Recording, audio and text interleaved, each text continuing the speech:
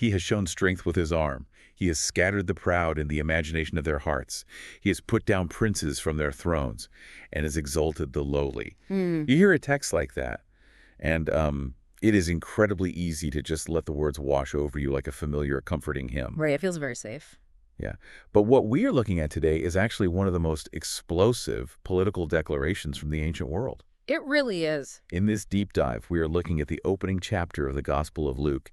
I want to tease something for you right up front. Okay. The biggest aha moment in this source material is the sheer structural irony and, honestly, the almost cruel drama of how this narrative unfolds. Oh, absolutely. We're going to watch the ultimate religious insider, professional priest at the absolute peak of his career, be struck completely mute. Just totally silenced. Exactly. And in the vacuum of his silence, an absolute outsider, a peasant girl with zero institutional standing, is handed the clearest, most politically dangerous voice in the entire Roman-occupied territory. So our mission today is to strip away those soft, stained glass religious overtones that usually accompany this text. Right. Get down to the actual history. Yes. If we really want to understand what the author is doing, we have to look at the raw political tension, the historical realities, and the dangerous, incredibly high-stakes drama of first-century Judea, exactly as it is presented in this source material. And the author actually forces us into that historical mindset immediately.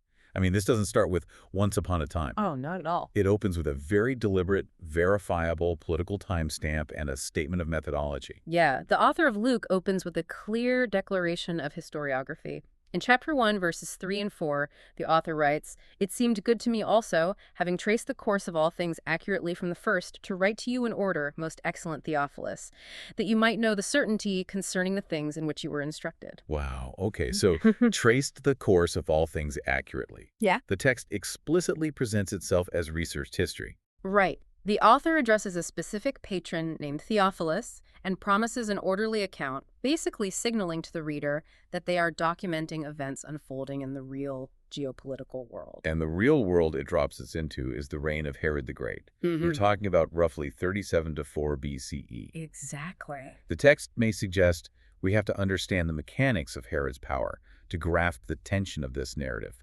because Herod's reign was built on a foundation of profound illegitimacy. Yeah, Herod was an Idumean, and some scholars point out that the Idumeans had been forcibly converted to Judaism only a generation or so prior during the Hasmonean expansion. Oh, wow. So he's an outsider himself in a way. Right.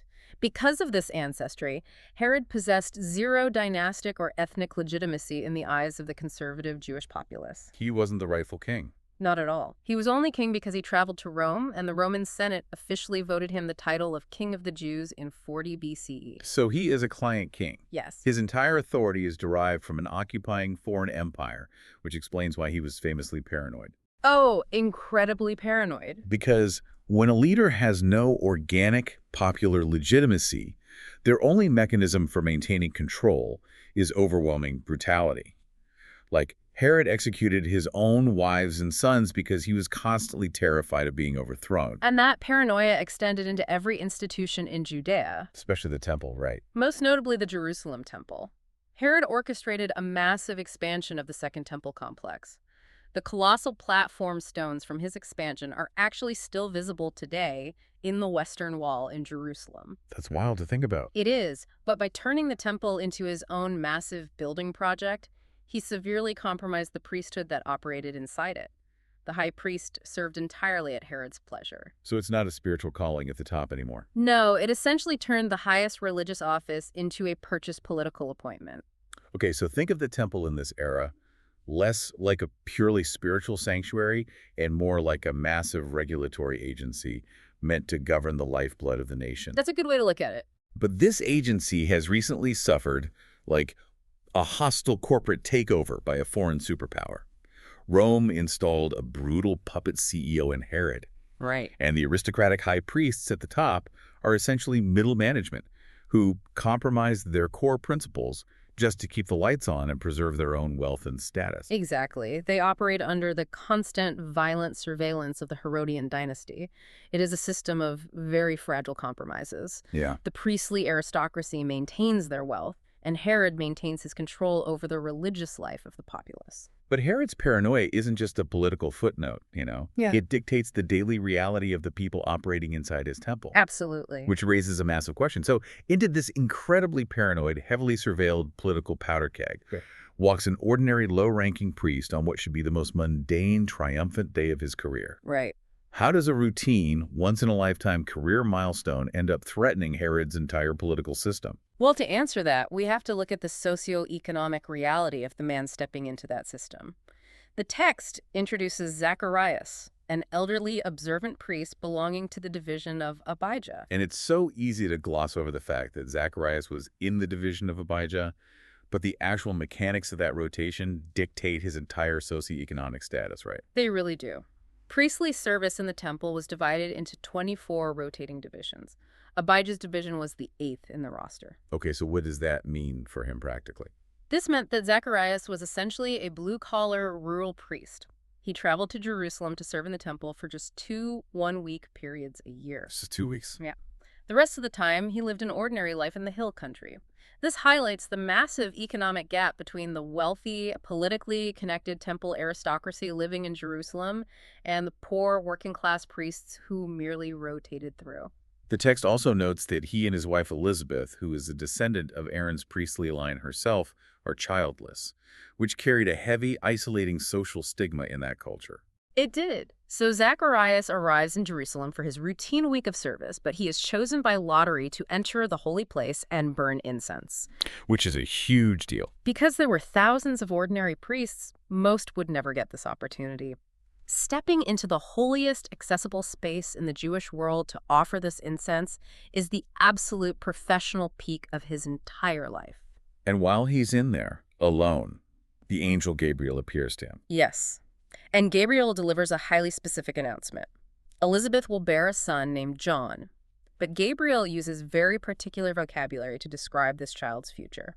Like what? He states John will drink no wine, will be set apart from birth, and will come in the spirit and power of Elijah. Wait, if Gabriel is invoking the spirit of Elijah returning, that connects directly to the final verses of the Hebrew Bible. Exactly. Malachi chapter 4 predicts the return of Elijah before the great and terrible day of the Lord. So Gabriel isn't just telling Zacharias he's getting a baby boy in his old age. He's telling a low-level priest that the eschatological clock has started. The ultimate divine intervention in history is initiating right now, on his shift. The magnitude of the message is staggering. Gabriel is announcing that John will be the catalyst who turns Israel's hearts back to God. Notice the mechanism here. This divine action operates entirely outside the institutional system that Herod oversees and the high priests manage. Oh, wow. Yeah, God is bypassing the compromised temple establishment completely. And the irony is that Zacharias, standing in the holy place, doubts the message. He essentially asks for proof. He does. And because of that doubt, Gabriel strikes him mute. Let me read the exact quote from Luke 1:20. Behold, you will be silent and not able to speak until the day that these things will happen, because you didn't believe my words, which will be fulfilled in their proper time. It is an immediate physical consequence for his disbelief. I have to point out how profoundly cruel this feels on a structural level. I mean, Zacharias is a priest. He is a member of a professional class whose literal vocation is to speak words between humans and the divine. Right, that's his whole job. He represents the people to God and God to the people. He finally gets the rarest, most sacred encounter possible for his profession, and he emerges from the holy place physically incapable of doing his job. He cannot even report what happened. The professional speaker is silenced because the institution he represents has lost its voice. The text implies that God's message cannot be channeled through Herod's compromised regulatory agency. So the system is broken. Exactly. The insider has to be muted so the corrupt system can be bypassed entirely. The silence of the insider in the heavily fortified center of power creates a vacuum. And the text fills that vacuum by pivoting as far away from the center of power as geographically possible. A huge shift. Yeah, we travel to the absolute margins of the Roman Empire, where that silenced voice is replaced by a truly radical one. The narrative jumps forward 6 months. Gabriel travels north to a place called Nazareth in the region of Galilee. The obscurity of Nazareth in the 1st century cannot be overstated. It was a tiny, rural, agricultural hamlet, right? Very tiny. Nazareth is not mentioned in any historical source, Jewish or Roman, predating the New Testament. The angel's journey feels deliberately off-script, avoiding palaces and centers of recognized learning to visit a young woman named Mary. The text notes, Mary is pledged to be married to a man named Joseph, who is of David's lineage. That specific lineage is the linchpin for everything that follows. It really is. Gabriel gives Mary an impossible announcement. Let's analyze the exact words from Luke chapter 1, verses 32 and 33. Okay, let's hear it. Gabriel says of Mary's future son, "He will be great and will be called the Son of the Most High. The Lord God will give him the throne of his father David, and he will reign over the house of Jacob forever. There will be no end to his kingdom." Wait, let's strip away the stained glass familiarity of those words for a second. We hear phrases like throne of David or kingdom with no end, and it sounds like harmless theology to modern ears. Right, just religious language. But in the geopolitical reality of Herod's Judea, under strict Roman military occupation, isn't publicly claiming that an unborn child is going to inherit an eternal throne functionally as sedition. Isn't this basically a death wish? Oh, absolutely. The mechanism of danger here is that David's royal line had been displaced for 6 centuries.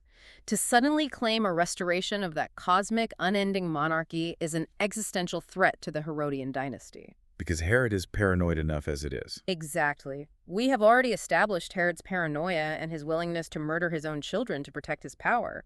Furthermore, Rome had absolutely zero tolerance for messianic movements. They crushed them with overwhelming military force. For a peasant in an occupied territory to claim this prophecy is treason. Yet, unlike the professional priest who demanded proof from the safety of the holy place, this peasant girl simply consents to the danger.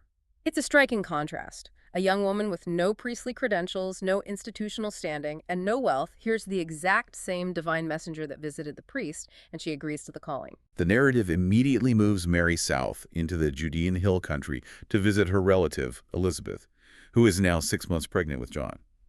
And when Mary arrives, the text says Elizabeth's unborn child actually leaps in the womb. Yeah, and it's right here that Mary erupts into the song we now call the Magnificat. Right.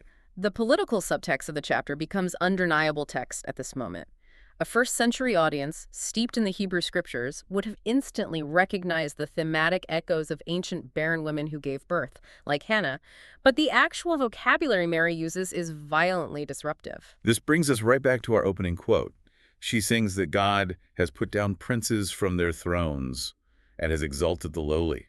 She sings about sending the rich away empty. The Magnificat is a song of total societal reversal. To any Roman-era audience living under an oppressive client king, hearing about toppling princes and stripping the rich of their hoarded wealth is not harmless liturgy. It is fierce resistance poetry. The contrast the author builds is just brilliant.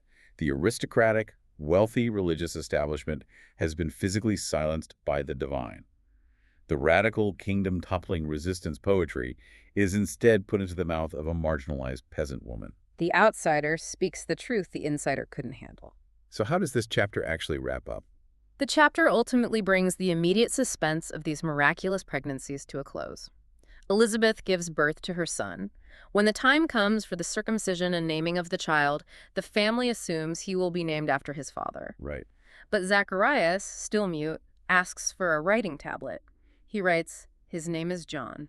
And the moment he writes those words, adhering to the divine instruction he previously doubted, his voice returns to him. Yes. Zacharias immediately begins to prophesy, bringing his personal arc full circle. The immediate tension is resolved, but the text leaves us with a massive, explosive prophecy hanging over this Roman-occupied territory. The text states that the infant John grew and became strong in spirit and remained in the wilderness until the day of his public appearance to Israel. Before we talk about what happens next, consider this. When we read ancient texts, especially those that have been canonized into religious traditions, it's incredibly easy to forget they were written by oppressed people living under totalitarian regimes. Very true. Just like spirituals sung by enslaved people in America contained coded instructions for the Underground Railroad under the guise of religious worship, we have to wonder how much of the ancient world's theology was actually coded political rebellion, hiding in plain sight, because speaking it plainly would mean execution. It's a powerful lens to view it through. So drop a comment below with your thoughts on today's historical drama. Did you realize how much political tension and sedition was hiding right beneath the surface of this text? Let us know what surprised you the most. And if you enjoyed this deep dive into the raw history behind the text, make sure to like and subscribe so you don't miss our upcoming breakdowns. Yeah, and remember to check the description below for exclusive links to sources and further reading for this deep dive. We started today talking about structural cruelty and silenced voices, and we end with an incredible image. We leave this child, John, carrying the disruptive spirit of Elijah, growing up in the harsh isolation of the wilderness. Meanwhile, the dangerous promises of an eternal throne and toppled princes just hang in the air, waiting. But the brutal machinery of Rome hasn't stopped churning. In the very next chapter, the Emperor Augustus issues a sweeping decree that will force this precarious family right back into the teeth of the empire's administrative machine, culminating in a highly public birth in Bethlehem. The tension only builds. So what happens when this child finally comes out of the wilderness to fulfill these prophecies? And how will the brutal, paranoid machinery of Rome react to this unfolding messianic movement? Find out in the next chapter.